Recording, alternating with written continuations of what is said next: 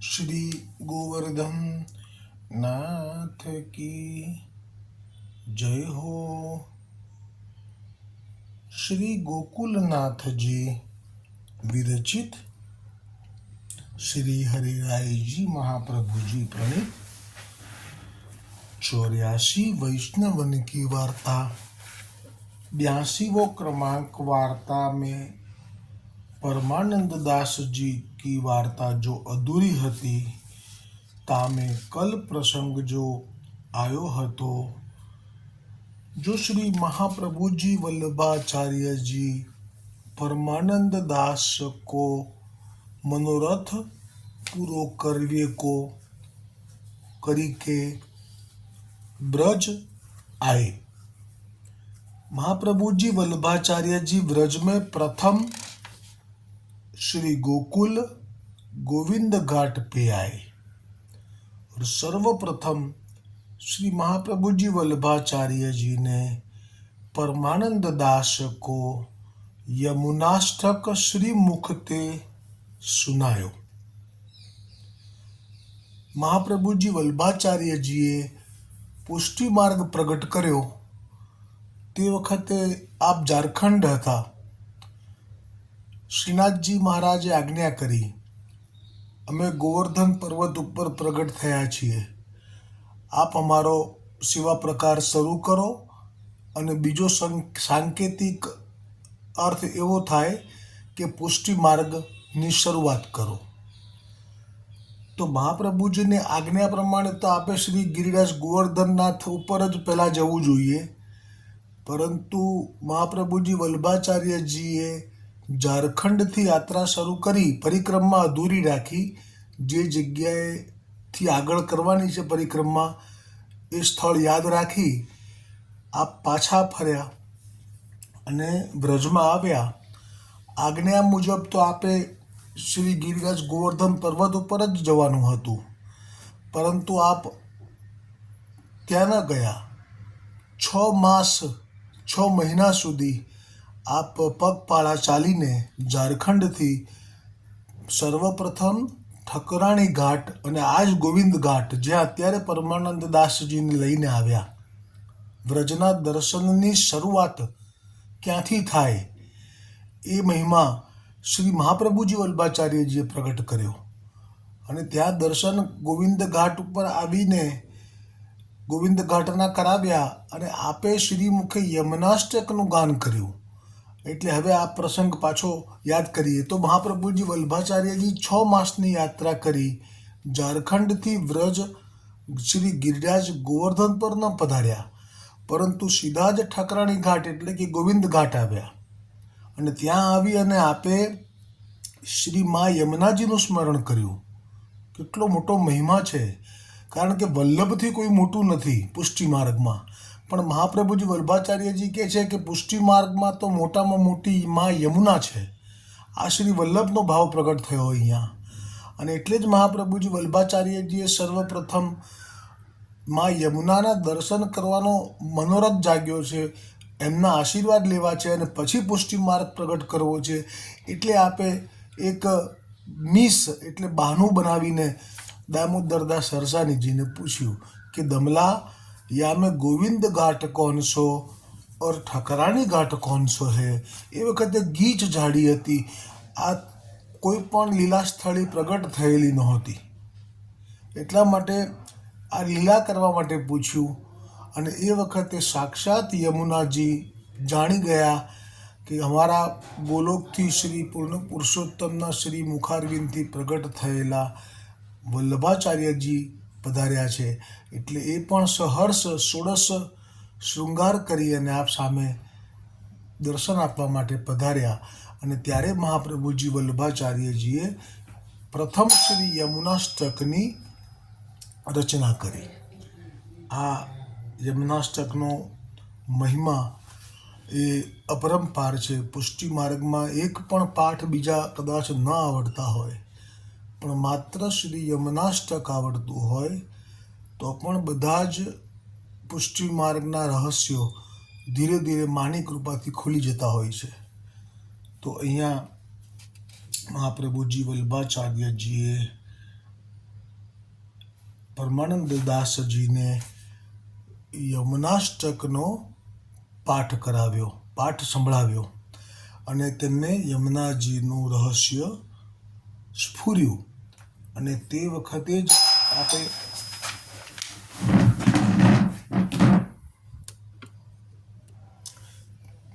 તેથી શ્રી યમુનાજીનું સ્વરૂપ પરમાનંદ દાસજીના હૃદયમાં સ્ફુર્યું. ગઈકાલે 2 પદ ગાયા હતા, આજે 3જું પદ આવશે. રાગ રામકલી. કાલિંદી કલી કલ્મષહરની રવિ તનયા જમ અનુજા શ્યામા મહાસુંદરી ગોવિંદ ધરની. જય જમુને કૃષ્ણ વલ્લભા પતિતન કો પાવન ભવતરની. शरणागत को देती अभय पद जननी तजत जैसे सुत की करनी. शीतल मंद सुगंध सुधा निधि धाराधरी वपु उतरी धरनी. परमानंद प्रभु परम पावनी जुग जुग साखी निगम नित બરની. આમાં પણ એ જ પ્રાગટ્ય કહ્યું. પહેલાં તો કહ્યું કલ્મષહરની, એટલે બધા જ કલ્મષનો નાશ કરનારા માં યમુના છે. કલી કલ્મષ, હા, કાલિંદી કલી કલ્મષહરની, શરૂઆત ત્યાંથી થઈ. એટલે કાલિંદી એટલે કલિંદ પર્વત પરથી આપનું ભૂતલ પર આવવું છે. કલી કલ્મષ એટલે અત્યારે કલિયુગના જે દોષો છે, જે કલ્મષ છે, જે આદિવ્યાધિ ઉપાધિ છે, એને પણ હરી લે છે. અને રવિ તનયા એટલે સૂર્યદેવની પુત્રી છે. જમ અનુજા એટલે જેમના ભાઈ યમરાજ છે. શ્યામા મહાસુંદરી એટલે સુંદરતાની ખાણ છે, શ્યામ વર્ણ છે. જેવો વર્ણ શ્રી કૃષ્ણ પ્રભુનો છે તેવો જ શ્યામ વર્ણ છે, પણ મહાસુંદરી ગોવિંદ ધરની. જય જમુને શ્રી કૃષ્ણ વલ્લભા પતિતન કો પાવન ભવતરની. શ્રી કૃષ્ણ વલ્લભા, કારણ કે આપનું પ્રાગટ્ય સાક્ષાત શ્રી કૃષ્ણચંદ્રના હૃદયમાંથી થયું છે, માટે શ્રી કૃષ્ણ વલ્લભા પતિતન કો પાવન એટલે કોઈ મહાપતિત પણ જો આવે, અજાણ્યો અધર્મી આવે અને જો એ પણ પાન કરી જાય તો એનો પણ ઉદ્ધાર કરી લે. માં એવા છે, એટલા દયાળુ છે. એટલે કહ્યું પતિતન કો પાવન ભવતરની, એટલે પતિતને પાવન કરનારા છે. અને ભવતરની એટલે ફરી આ 84 લાખના ફેરાઓમાં ન પડવું પડે એવા ભવસાગરને પાર કરાવનારા મા શ્રી યમુનાજી છે. શીતલ મંદ સુગંધ સુધાનિધિ ધારા ધરી વપુ ઉતરી ધરની.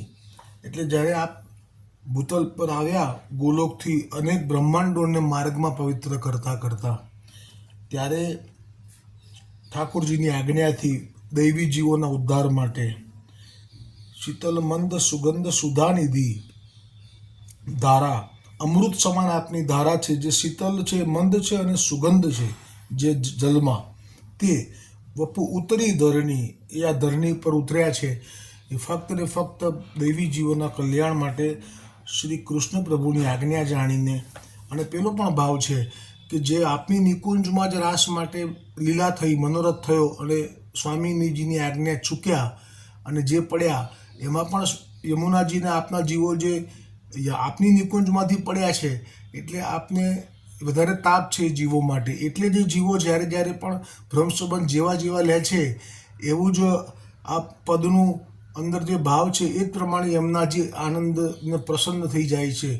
જે પદની અંદર કહ્યું છે કે દોર કર શોર કર જાય શ્રી પિયસો કહે, એમ કરીને જે પદ છે વામાં ભુજા ફરકે, એ જે ભાવ છે એટલે જ છે.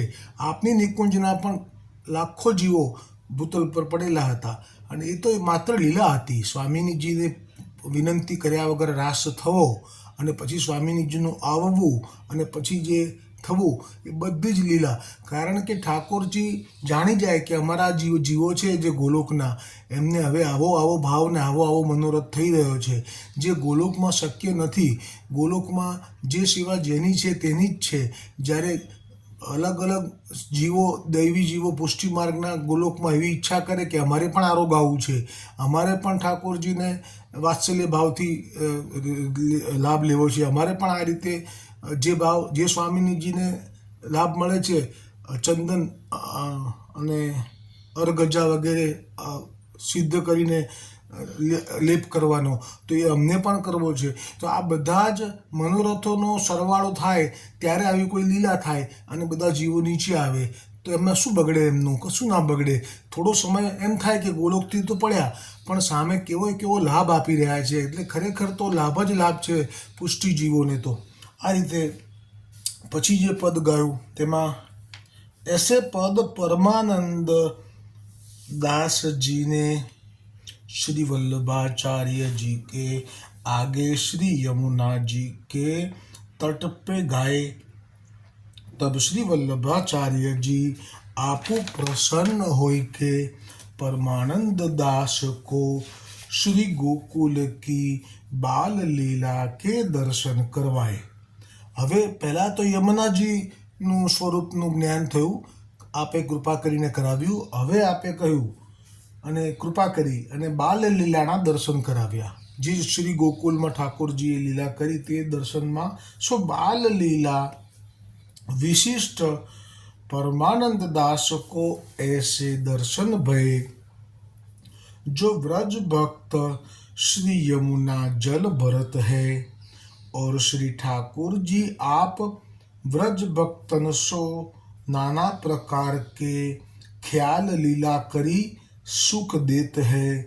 सो परमानंद दास लीला के दर्शन करी ऐसे पद श्री वल्लभाचार्य जी के आगे गाए. सो પદ જે ઠાકોરજી સ્વયં સુખ આપી રહ્યા છે વ્રજ ભક્તોને વલ્લભની કાનીથી, એ પદ હવે આવશે. સ્વામીજીની કાનીથી એ પદ હવે આવશે. રાગ બિલાવલ. શ્રી યમુના જલ ઘટ ભરી લે ચલી, શ્રી ચંદ્રાવલી नारी मार्ग में खेलत मिले, श्री घनश्याम मुरारी. नैनन सो नैना मिले, मन रह्यो है लुभियाई. मोहन मूर्ति मन बसी, पग धर्यो न जाई. मन की प्रीति प्रगट भई, यह पलटी भीटा. परमानंद ऐसे मिली, जैसे गुड़ में चैट. એટલે જ્યારે ચંદ્રાવલીજી આપ જલ ભરીને ચાલી રહ્યા છે અને તે વખતે યમુનાજીના તટે માર્ગમાં જ ખેલતા, એટલે બાલક સ્વરૂપ છે. ગોકુલ છે એટલે ગોકુલમાં બાલ લીલા એટલે આપ 5-7 વર્ષના હોઈ શકે, ખેલી રહ્યા છે ત્યારે રસ્તામાં જ મળ્યા. નૈનન સો નૈના મિલે, મન રહ્યો હે લુભાઈ. પણ આપ તો પૂર્ણ પુરુષોત્તમ છો એટલે આપે ચંદ્રાવલીજીના નયનો સાથે આપના નયનો મેળવ્યા અને એ સાથે જ ચંદ્રાવલીજીનું મન લોભાયું. મોહન મૂર્તિ મન બસી, પગ ધર્યો ન જાય. હવે તો એ જે સ્વરૂપના દર્શન કર્યા ઠાકોરજીના બાલ સ્વરૂપના, પણ તોય ચંદ્રાવલીજી હવે આગળ એક પગલું પણ ભરી શકે એવી સ્થિતિ ન રહી. મન કી પ્રીતિ પ્રગટ ભઈ, यह पहली भेंट. परमानंद ऐसे मिली जैसे गुड़ में छेंट. એટલે આ પ્રથમ જ મિલનનું દર્શન થયું છે ચંદ્રાવલીજીનું અને બાલકૃષ્ણજીનું. અને એ વખતે એવી સ્થિતિ થઈ ગઈ કે જેવી રીતે ગોળની અંદર જો એક વખત કીડી આવી જાય પછી એ જે કીડીને ગોળનો જે છોડવાનો આવે ત્યારે જે દશા થાય એવી જ દશા ચંદ્રાવલીજીના ભાવો અહીંયા પરમાનંદ દાસજીએ વર્ણન કર્યા. બીજું પદ રાગ સારંગ. लाल नेक टेको मेरी बहिया, अवगट गाट भर्यो नहीं लाई. रपटत हो कालिंदी पहिया, सुंदर श्याम कमल दल लोचन. देखी स्वरूप ग्वालिनी अरुजानी. उपजी प्रीति काम अंतर्गति, तब नागर नागरी पहचानी. हंसी व्रजनाथ गयो कर पल्लव, जैसे गगरी गिर न पावे. परमानंद ग्वाली सयानी कमल नयन परसोई भावे। ता पाछे परमानंद दास ने श्री गोकुल की बाल लीला के पद बहुत किए। सो जामे श्री गोकुल को स्वरूप जान्यो परे। सो पद राग कांदरो। गावती गोपी मधु मृदु बानी, जाके भवन बसत त्रिभुवन पति राजा नंद यशोदा रानी। गावत वेद भारती गावती नारदादि मुनि ज्ञानी। गावत वेद भारती गावती नारदादि मुनि ज्ञानी। गावत चतुरानन जग नायक गावत शेष सहस्त्र मुखरास। मन क्रम बचन प्रीति पद अंबुज अब गावत परमानंद दास। बीजू पद राग कांदरो। रानी जसुमती गृह आवती गोपीजन, वासर ताप निवारण कारण बारंबार कमल मुख निरखन। એટલે યશોદાને ત્યાં તો ગોપીઓની આવન જાવન એવી રીતે રહેતી કે જ્યારે જ્યારે પણ ગોપીઓને તાપ થાય કે તે જ વખતે તે તો દોડીને સીધી જ નંદ ભવનમાં ચાલી આવે અને જ્યાં ઠાકોરજી ખેલી રહ્યા હોય તેમના દૂરથી દર્શન કરે અને તાપ શાંત થાય પછી જ પાછી જાય। આવી અવર જવર સતત જ યશોદાજીના ઘરમાં તો ચાલ્યા જ કરતી। રાણી જસુમતી ગૃહ આવતી ગોપીજન, વાસર તાપ નિવારણ કારણ બારંબાર કમલ મુખ નિરખન। ચાહત પકરી દેહરી ઉલ્લંઘન, કિલકી કિલકી હુલસત મનહી મન। અને તે વખતે તે બાલ લીલા એટલે એકદમ નાના, તો જે ઉમરો છે એ ઓળંગી ના શકે। એ વખતે જ્યારે ઓળંગવા જાય અને જે પ્રયત્ન કરતા હોય અને તે વખતે જે હસતા હોય ઠાકોરજી એ દર્શન થયા। રાઈ લોન ઉતારી દુહકર વાર ફેરતી ડારતી તન મન ધન। અને તે વખતે યશોદાજી જાણે કે આ ગોપીઓ આટલી બધી આવે મારા લાલાને આવી રીતે ટીકી ટીકીને નિરખે અને મારા લાલાને જો નજર લાગી જાય એટલે રાઈ લોણ એટલે મીઠું અને રહીથી નજર ઉતારતા વારંવાર અને પછી કહેતા કે લાલા તને તો તન મન ધન બધું વારી જાઉં। અને લેતી ઉઠાઈ ચાંપતી હિયો, ભરી પ્રેમ વિવશ લાગે દ્રઢ ઢરકન। અને એટલો બધો ભાલ ઉપજે કે ઠાકોરજીને આપણા છાતીએ ચાંપી લે અને ચલી લે પલના પોઢાવન કો, અરકસાય પોઢે સુંદર ધન। અને પછી આપ જાણે કે અમારો લાલો હવે ઉબાસી ખાઈ રહ્યો છે, નીંદ આવી રહી છે, એટલે એમને પલનામાં પોઢાવવા માટે લઈ જાય। દેતી અશીષ સકલ ગોપીજન, ચિરંજીઓ જોલો ગંગ યમુના। અને જે ગોપીજનો છે એ પણ જાણે કે હવે ઠાકોરજી ભલે પોઢે શ્રમિત છે, એ વખતે એમના હૃદયમાંથી જે આશીર્વાદ નીકળે કે સકલ ગોપીજન ચિરંજીવો જોલો ગંગ યમુના, એટલે જ્યાં સુધી ગંગાજી યમુનાજી વહી રહ્યા છે ત્યાં સુધી આપનું આયુષ્ય ચિરંજીવો એટલે કે આપ દીર્ઘાયુ થાઓ। પરમાનંદ દાસ કો ઠાकुर ભક્ત વત્સલ ભક્ત મનરંજન। પછી બીજું જે પદ ગાયું રાગ હમીરમાં। ગિરિધર સબહી અંગ કો બાંકો, બાકી ચાલ ચલત ગોकुल में छेल छबीलो कहाँ को। बाकी बोह चरण गति बाकी बाको हृदय है ताको। परमानंद दास को ठाकुर कियो खौर ब्रज साको बाको। આ એમના જે લક્ષણો છે, જે આપનામાં જે ટેડાપણું છે એના પણ દર્શન થયા પરમાનંદ દાસજીને કે બધા અંગથી જે વાંકા છે। બાકી ચાલ ચલત ગોકુલ में छेल छबीलो कहाँ को, बाकी बोह चरण गति बाकी बाको हृदय है ताको। અને પછી યા भांति परमानंद दास ने बहुत कीर्तन किए। सो श्री गोकुल के दर्शन करी के परमानंद दास को श्री गोकुल पे बहुत आसक्ति भई। तब श्री वल्लभाचार्य जी के आगे ऐसे प्रार्थना के पद गाए, जो मोको श्री गोकुल में आपके चरणारविंद के पास राखो, जासो नित्य श्री ठाकुर जी के दर्शन करूं और सगरी लीला को અનુભવ હોય।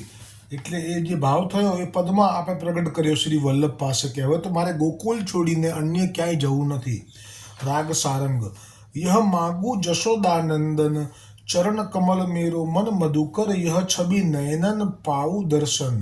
शरण कमल की सेवा दीजे, दो तन राजत विंजुलता धन, नंद नंदन वृषभान नंदिनी मेरे, सर्वसु प्राण जीवन धन, व्रज बसीवो जमुना जल अचीवो, श्री वल्लभ को दास यह पन, महाप्रसाद पाऊं हरिगुण गाऊं, પરમાનંદ દાસ દાસી જન.